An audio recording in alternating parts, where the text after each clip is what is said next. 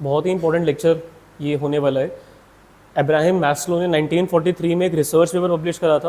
He was a well known psychologist in his time, और इनकी ये थ्योरी आज तक अप्लाई होती है फॉर एवरी ह्यूमन बींग। सबसे पहले इन्होंने कहा हर एक आदमी को चाहिए अपना बेसिक फिजियोलॉजिकल। काफ़ी स्टूडेंट्स और काफ़ी टीचर्स को मैंने देखा इसको साइकोलॉजिकल पढ़ते हैं, बेटा फिजियोलॉजिकल लिखा है, फिजिक शरीर, रोटी कपड़ा मकान एक इंसान सबसे पहले देखता है।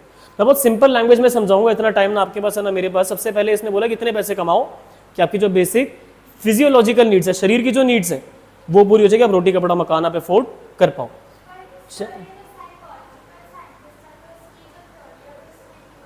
ये एक साइकोलॉजिकल साइंटिस्ट थे, बट इनका ये जो थ्योरी है वो मोटिवेशन से रिलेटेड है कि इंसान की डिज़ायर होती है।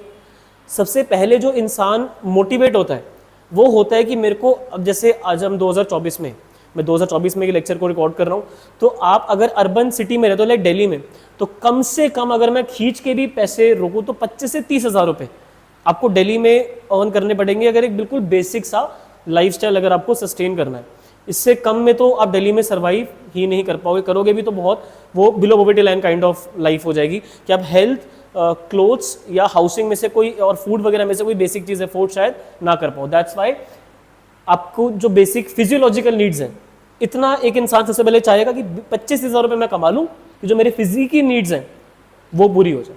जब इंसान इतना कमा लेता है, फिर दूसरे नंबर पर उसको चाहिए कि सेफ्टी सिक्योरिटी, कि मेरा कम से कम हर महीने इतना रेगुलरली आता रहे, तो जो मेरी बेसिक फिजियोलॉजिकल नीड्स है। सबसे पहले इंसान देखता है कि मेरी फिजिक की जो नीड्स है वो पूरी हो। फिर बेटा जानवर भी तो सबसे पहले ये देखता है, what does animal look for, his physique. कोई एनिमल उस पर अटैक ना कर दे, इसलिए रात में वो ऐसी जगह सोते हैं जहां पर वो सेफ रहे, वो ऐसी जगह पर जाते हैं जहां पर उनको रेगुलरली खाना पीना अवेलेबल रहे। We are also evolve from animals only, right. So सबसे पहले हम अपना फिजिक देखेंगे। इतना पैसा कमा लिया, दूसरी चीज आपको मोटिवेट करेगी कि ये चीज रेगुलरली आपके पास आए। इसलिए आजकल कंपनीज साइन करवा लेती है कॉन्ट्रैक्ट की 9 महीने 12 महीने आप इस कंपनी के लिए काम करोगे, तो उससे क्या मिल गई पर्सन को, एक जॉब सिक्योरिटी। गवर्नमेंट जॉब्स के लिए लोग क्यों भागते हैं, क्योंकि वहां पर ये सिक्योरिटी और फिजिक दोनों एकदम से पूरी हो जाती हैं। ठीक है बेटा, प्राइवेट में पहले वो आपको इंटर्नशिप पे रखेंगे, कुछ टाइम के लिए ट्रायल पे रखेंगे, चेक करेंगे कि आप कंपनी के लिए कंपैटिबल हो या नहीं।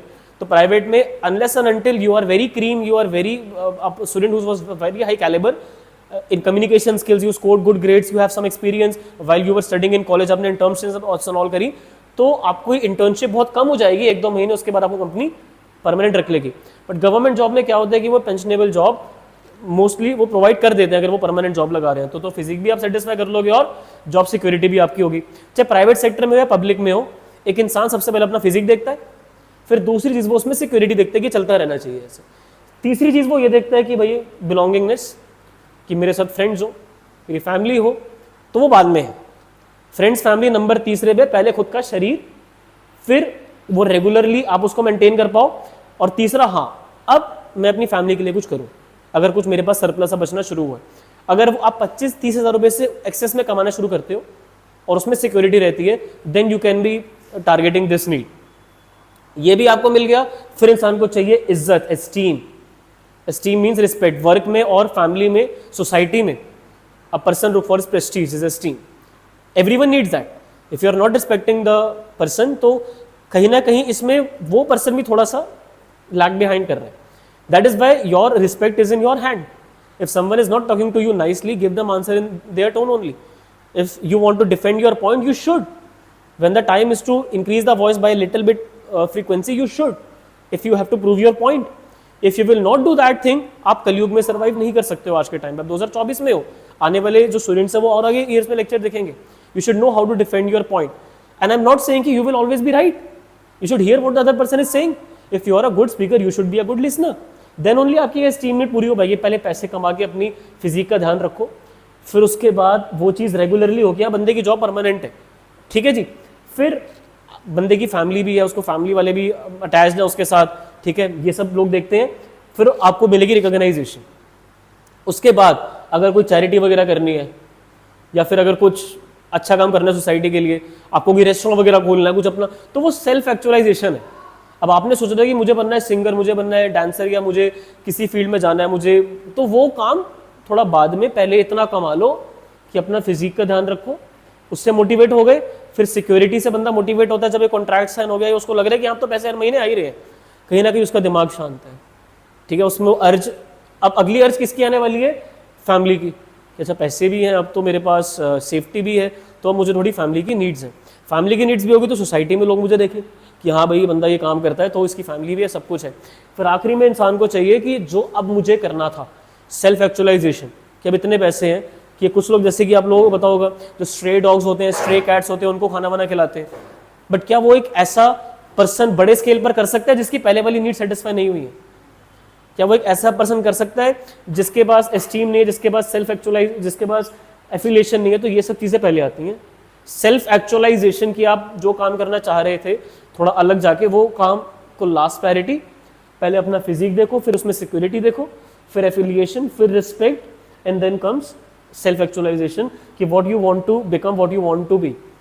प्रमोशन होकर आगे जाना है, ये सोच रहे खुद की कंपनी शुरू करनी है, ठीक है, अच्छी सोच है, सोच हमेशा ज़्यादा होनी चाहिए, बट अब्राहम मैस्लो की ये जो थ्योरी है ये आज भी अप्लाई होती है।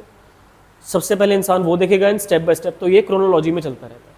So this is the Maslow's need hierarchy theory. ये नीड की हायरार्की है। सबसे पहली नीड फिजिक, फिर आपकी नीड सिक्योरिटी, ये पूरी होगी, फिर अगली तीसरी नीड एफिलिएशन बिलोंगिंगनेस, अगली नीड एस्टीम रिस्पेक्ट, आखिरी नीड एक्चुअलाइजेशन। तो they all go in a step by step procedure. एक नीड आपकी पूरी हो गई, फिर आपको वो मोटिवेट नहीं करेगी। अगर आप इतने पैसे कमा रहे हो कि अच्छा खा रहे हो, अच्छा कपड़े पहन रहे हो, अच्छी जगह रेंट पे रह रहे हो, तो क्या आपको उतने ही पैसे, आप उससे फिर मोटिवेट हो पाओगे? नहीं हो पाओगे। फिर आपको अगला चाहिए कि सिक्योर्ड रहे, सिक्योरिटी पे कॉन्ट्रैक्ट साइन भी होगे, फिर आप उससे मोटिवेट नहीं होगे। फिर आपको चाहिए कि लोग आपकी फैमिली हो, आपके लोग आपसे क्लोज रहे, तो वो नंबर थर्ड, फिर वो भी हो गया। फिर आप बोलोगे कि अब लोग मेरी रिस्पेक्ट, तो एक नीड पूरी होती है, फिर आपको वो मोटिवेट नहीं कर सकती, then you will have to look for the other need.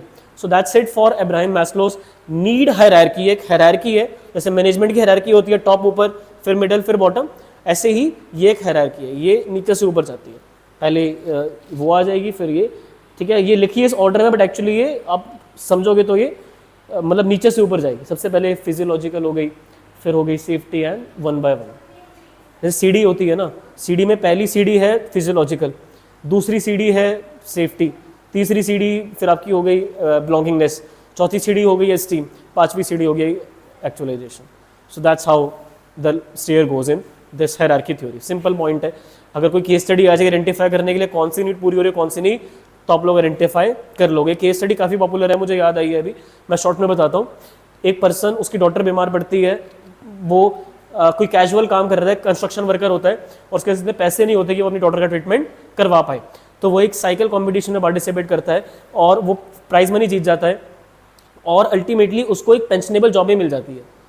तो इसमें से अब उसकी कौन सी नीड्स पूरी हो गई? अब देखो, उसकी सबसे पहले तो फिजियोलॉजिकल होगी, इतने पैसे तो पेंशनेबल जॉब में आ जाएंगे, फिजिक उसका हो जाएगा।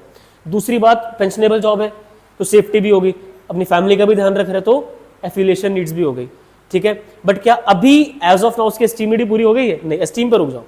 तो पहली तीन पूरी हो गई है, esteem need will take some time, ठीक है जी। So I believe it is clear, Maslow वाली थ्योरी आप लोगों को क्लियर है।